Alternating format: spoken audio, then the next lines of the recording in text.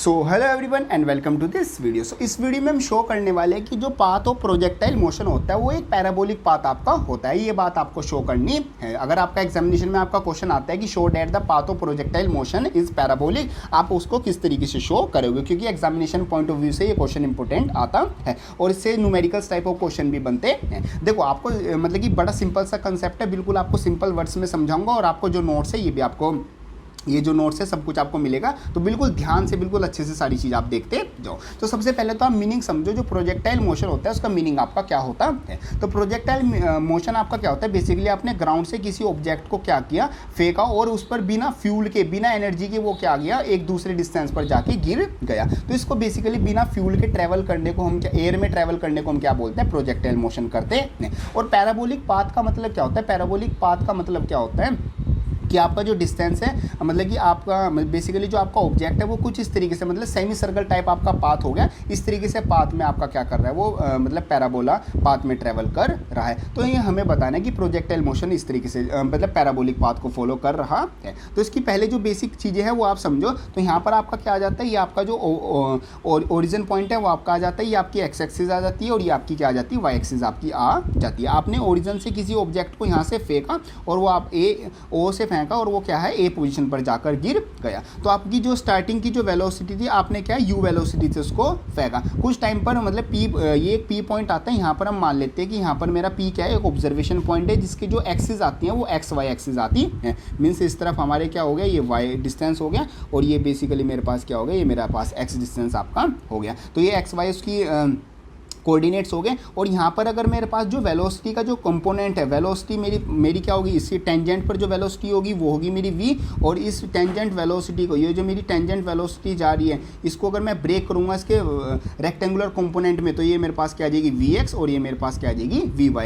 X axis में vx और y axis में मेरी vy। ऐसे ही मैं आगे पॉइंट ले सकता हूँ, ये p, ये q पॉइंट ले सकता हूँ, ये मेरे पास q r पॉइंट ले सकता हूँ। बेसिकली हम अपना b पॉइंट पर लेके चलेंगे। तो p एक मेरा ऐसा पॉइंट है जहाँ पर मैंने जो वेलोसिटी के मेरे पास जो कंपोनेंट थे उनको मैंने क्या कर लिया, ब्रेक कर लिया। इसी चीज़ को मैं अपना यूज़ करने वाला हूँ। अब आपको किस तरीके से लिखना है, देखो सबसे पहले अब हम लिखते हैं कि let an object of mass m, ये मेरे पास एक ऑब्जेक्ट है जिसका मास m है, is projected at an angle of theta. उसको मैंने थीटा एंगल पर, यहाँ पर मैं एंगल बना देता हूँ, ये मेरे पास क्या आता है, थीटा एंगल मेरे पास आता है। उसको मैंने थीटा एंगल पर क्या किया, प्रोजेक्ट किया फ्रॉम द हॉरिजॉन्टल। हॉरिजॉन्टल से मैंने किया, हॉरिजॉन्टल का मतलब है मैंने ग्राउंड से उसको क्या किया, प्रोजेक्ट किया। Let u be the initial velocity, जो उसकी इनिशियल वेलोसिटी है आती है वो u आती है। आफ्टर टाइम इंटरवल t, मतलब t टाइम चलने के बाद particle remains at point P, मतलब कि टी टाइम पर वो पार्टिकल्स है वो कहाँ पर पहुँच जाता है, इस पी पॉइंट पर पहुँच जाता है जिसकी जो कोऑर्डिनेट्स है वो एक्स वाई कोऑर्डिनेट्स आते हैं। अब हम ये जो एक्स है और जो वाई है बेसिकली उसकी वैल्यू निकालने वाले हैं कि एक्स की जो एक्स वाई जो दोनों कोऑर्डिनेट्स हैं उनकी जो एक्चुअल वैल्यू है, जो डिस्टेंस की वैल्यू है वो कितनी आती है। तो हम बात करते हैं सबसे पहले एक्स के लिए। देखो डिस्टेंस आपका किस तरीके से निकलता है, डिस्टेंस आपका s equal to ut plus half a t square, आपके पास सेकंड इक्वेशन ऑफ मोशन होती है, इसकी हेल्प से हम क्या निकाल सकते हैं, डिस्टेंस निकालते हैं। अब हम अपना x ले रहे हैं तो वो हम सारी बात करेंगे अपना x एक्सिस में। तो जो s है उसकी वैल्यू हम x मान लेते हैं। u आपका जो u आपका होगा, ये जो u वाला होगा ये आपका क्या होगा, ये हम x एक्सिस वाला लेंगे, मतलब जो स्पीड है वो आपकी एक्स एक्सिस में आएगी। टी तो देखो टाइम का तो कोई एक्सिस नहीं होती, तो टाइम तो क्या हो गया, डायरेक्ट टी हो गया। और ए एक्स मतलब कि जो एक्सीलरेशन है इन हॉरिजॉन्टल डायरेक्शन, इन आपकी बेसिकली आपकी एक्स एक्सिस में जो ए एक्स होगा उसकी वैल्यू क्या होगी, जीरो होगी। क्यों, क्योंकि यहाँ पर आपका हॉरिजॉन्टल डायरेक्शन में बेसिकली कोई भी एक्सीलरेशन नहीं लग रहा है, क्योंकि उस बॉडी में कोई भी फ्यूल नहीं है और कोई भी उसमें कोई एक्स्ट्रा एनर्जी नहीं है कि वो अपनी जो स्पीड है उसको कम या ज़्यादा कर सकती है, मतलब अपनी मर्जी से चेंज कर सकती है। तो यहाँ पर जो ए एक्स की वैल्यू होगी वो हमेशा क्या होगी, जीरो होगी। ये आपको हमेशा ही बात याद रखनी है कि हॉरिजॉन्टल मोशन में ax की वैल्यू क्या होगी, जीरो होगी। ये आपकी वैल्यू आ गई। तो हम अपना फॉर्मूला वही यूज़ करते हैं, s is equal to u t plus half a t square. सारी वैल्यूज रखने के बाद u की जगह ux रख देंगे, एक्सीलरेशन जीरो आ गया तो x की वैल्यू जो आ जाएगी x is equal to u x plus का t मेरे वैल्यू आ जाएगी। और ux मतलब कि u का x डायरेक्शन में कॉम्पोनेंट वो किसके इक्वल होता है, ux is equal to u cos theta के इक्वल होता है, वैल्यू रखेंगे और यहाँ से टी की वैल्यू निकाल लेंगे जो कि आ जाएगी x upon you cos theta, मेरे पास क्या आ जाएगी, इस टी की वैल्यू आ जाएगी। सेम हम लगाएंगे अपना फॉर वाई के लिए, वाई की वैल्यू निकालने के लिए वही अपना फॉर्मूला लगाएंगे, वही second equation of motion s is equal to u t plus half a t square, वही अपना एस क्या मान लिया, वाई मान लिया, और यहाँ पर हम वाई डायरेक्शन में ले रहे हैं तो सारी चीज़ें वाई डायरेक्शन में लेंगे, तो वी वाई के क्या हो गया,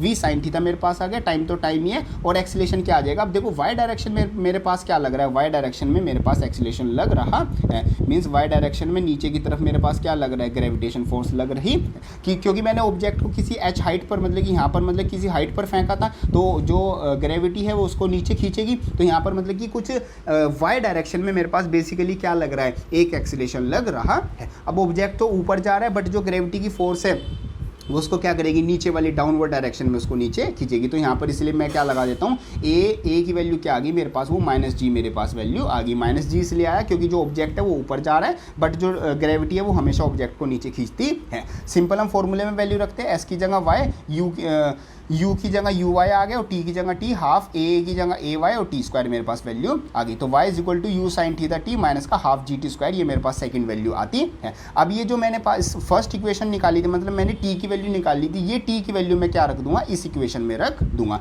ये इक्वेशन में रखने के बाद हमारे पास देखो कैसे आएगा, putting the value of T from first into second, second में हम डायरेक्ट रख देंगे, तो y इज इक्वल टू क्या आ जाएगा, यहाँ से अगर हम देखें तो y की वैल्यू इस यू साइन थीटा तो एज इट इज आ जाएगा यू साइन थीटा, और इस टी की जगह आ जाएगा एक्स यू कोस थीटा, मेरे पास वैल्यू आ जाएगी, और हाफ जी अपनी जगह आ जाएगा, और इस टी स्क्वायर की जगह क्या आ जाएगा, x upon you cos theta का होल स्क्वायर, ये मेरे पास वैल्यू आ जाएगी। इस यू से यू कट जाएगा और मेरे पास ये sine theta upon cos theta क्या बन जाएगा, टेन थीटा बन जाएगा, एक्स एज इट इज आ जाएगा, तो y is equal to x tan theta minus का g x square upon two u square cos square theta, मेरे पास ये वैल्यू आ जाएगी। और ये वैल्यू अगर आप ध्यान से देखो तो ये this is the form of equation of parabola, और पैराबोलिक जो इक्वेशन होती है उसकी ये क्या है, इक्वेशन रिप्रेजेंट कर रहा है, क्योंकि जो पैराबोलिक इक्वेशन होती है वो होती है y is equal to a x plus का बी, ए एक्स माइनस का बी एक्स स्क्वायर, ये आपकी क्या होती है, पैराबोलिक इक्वेशन होती है। तो ए की जगह आपका क्या आ गया, टेन थीटा आ गया, बी की जगह आपका क्या आ गया, g upon two u square cos square theta, आपकी वैल्यू आ